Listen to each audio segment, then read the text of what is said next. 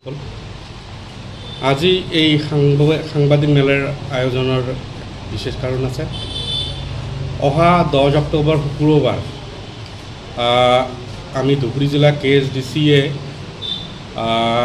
ধুবুৰী জিলা গোলগঞ্জ সমজিলা কাৰ্যালয়ত আমি বৃহৎ গণবিক্ষোভ তথা মিছিলৰ আয়োজন কৰিছোঁ। ইয়াৰ আড়ালত আমি কিয় এই অনুষ্ঠান আৰম্ভ কৰিবলগীয়া হ'ল আপোনালোকে নিশ্চয় জানে। কেয়ালক অধ্যক্ষ জীৱন সিং, কোচ কমতা ৰত্ন আৰু কেয়ালক এনৰ অধ্যক্ষ DL কোচ চৰকাৰে শান্তি চুক্তিৰ নামত মাতি আনি বিগত 3 বছৰলৈ সিহঁতৰ শান্তি চুক্তিৰ নামত যি ভেকভাৱনা চলাই আছে, আজিলৈকে সেই শান্তি চুক্তি সফল ৰূপায়ণ নাপালে। ইয়াৰ পৰিপ্ৰেক্ষিতত কামতাপুৰ ষ্টেট ডিমাণ্ড কাউন্সিলৰ কেন্দ্ৰীয় সমিতিৰ নিৰ্দেশ মৰ্মে গোটেই কামতাপুৰ অঞ্চলত বিভিন্ন ব্লকৰ জৰিয়তে গণডেপুটেশ্যনৰ জৰিয়তে ভাৰতৰ ৰাষ্ট্ৰপতি, প্ৰধানমন্ত্ৰী, গৃহমন্ত্ৰীক আমি স্মাৰকপত্ৰ প্ৰদান কৰিম। আৰু আমি ধুবুৰী জিলা KSDCয়ে গোলগঞ্জ গোটেই আমাৰ যি ব্লক কেইখন আছে 4-5খন ব্লক যৌথভাৱে আমি ধুবুৰী জিলাৰ গোলগঞ্জ সমজিলাত KSDCয়ে বিক্ষোভ সমদলটো কৰিম। আমাৰ ভাষা কোচৰাজবংশীসকলৰ ভাষা জনজাতিকৰণ আৰু পৃথক কামতাপুৰৰ ৰাজ্যৰ দাবীত এই গণবিক্ষোভ হ'ব। এই গণবিক্ষোভত আমি গোটেই কোচ কামতাপুৰী ৰাইজৰ অংশগ্ৰহণ, জাতি ধৰ্ম নিৰ্বিশেষে অংশগ্ৰহণ, আমাৰ যি দলীয় বিভিন্ন ভাতৃ সংগঠন আছে তেখেতসকলৰ অংশগ্ৰহণ আমি বিচাৰিছোঁ।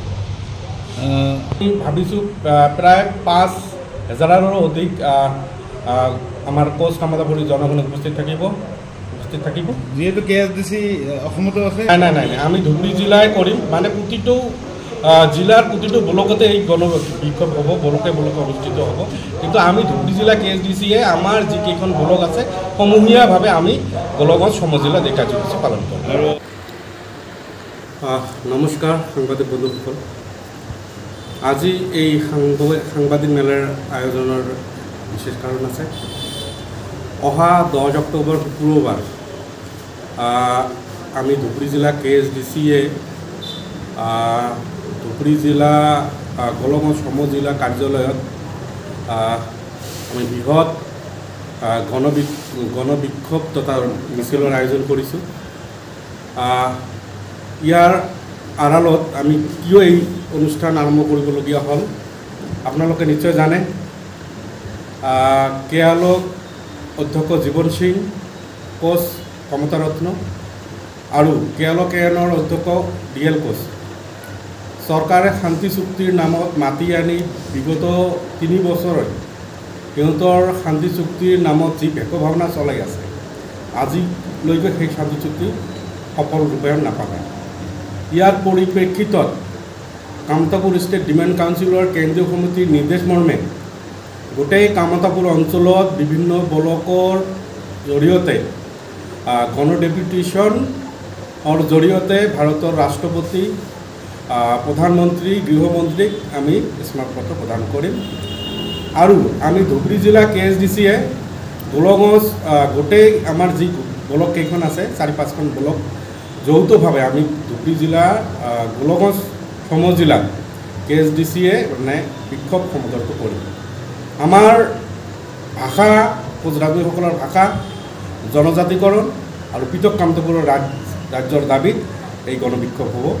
এই গণবিক্ষোভত আমি গোটেই কোচ কামতাপুৰী ৰাইজৰ অংশগ্ৰহণ, জাতি ধৰ্ম নিৰ্বিশেষে অংশগ্ৰহণ, আমাৰ যি দলীয় বিভিন্ন ভাতৃ সংগঠন আছে তেখেতসকলৰ অংশগ্ৰহণ আমি বিচাৰিছোঁ। আমাৰ এই গণমিছিলত আমি ভাবিছোঁ প্ৰায় 5,000ৰো অধিক আমাৰ কোচ কামতাপুৰী জনগণ উপস্থিত থাকিব। যিহেতু KSDC অসমত নাই, আমি ধুবুৰী জিলাই কৰিম। মানে প্ৰতিটো জিলাৰ প্ৰতিটো ব্লকতে এই গণবিক্ষোভ হ'ব, ব্লকে অনুষ্ঠিত হ'ব। কিন্তু আমি ধুবুৰী জিলা KSDCয়ে আমাৰ যিকেইখন ব্লক আছে সমূহীয়াভাৱে আমি গোলগঞ্জ সমজিলা এই কাৰ্যসূচী পালন কৰিম। আৰু দৌৰ সমদল নাই, আমাৰ দৌৰ সমদল নাথাকিব।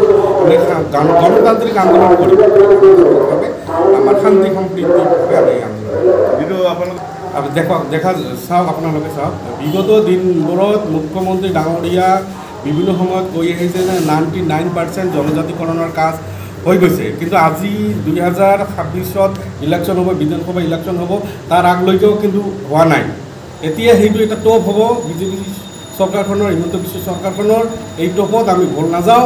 আগন্তুক দিনত আমাৰ জনজাতিকৰণ পৃথক কামতাপুৰ ৰাজ্য আৰু ৰাজবংশী ভাষাৰ যি সাংবিধানিক স্বীকৃতি যদি নাপাওঁ আমি গণতান্ত্ৰিকভাৱে বৃহৎ আন্দোলনৰ কাৰ্যসূচী ল'বলৈ বাধ্য হ'ম। আৰু এইবাৰ আমি দেখুৱাই দিম বিজেপি চৰকাৰক যে আমাৰ কোচ ৰাজবংশী জনগোষ্ঠী তথা কামতাপুৰী জনসাধাৰণৰ মাজত যি একতা, সেই একতা আমি দেখুৱাই দিম। এইটোৱে আমাৰ আমি বিগত 28 ছেপ্টেম্বৰত যি ঘটনা তামিলনাডুৰ মেছপাৰাত সংঘটিত হৈছিল, নৰহৰি ৰায় নামৰ যুৱকজনক যি অকথ্য নিৰ্যাতন চলাই হত্যা কৰা হৈছিল মনোহৰি ৰায়ক, তাৰ প্ৰতিবাদত আমি এখন এজাহাৰ দাখিল কৰিছোঁ গোলগঞ্জ থানাত। ইতিমধ্যে গোলগঞ্জ থানাৰ আৰক্ষী বিষয়াগৰাকীয়ে আমাক মাতিছে, আমাৰ পৰা জবানবন্দী লৈছে। আৰু আমি কৈছিলোঁ যদি এই আমাৰ মনোহৰি ৰায়ৰ যি মৃত্যুৰ মূলতে যি ব্যক্তি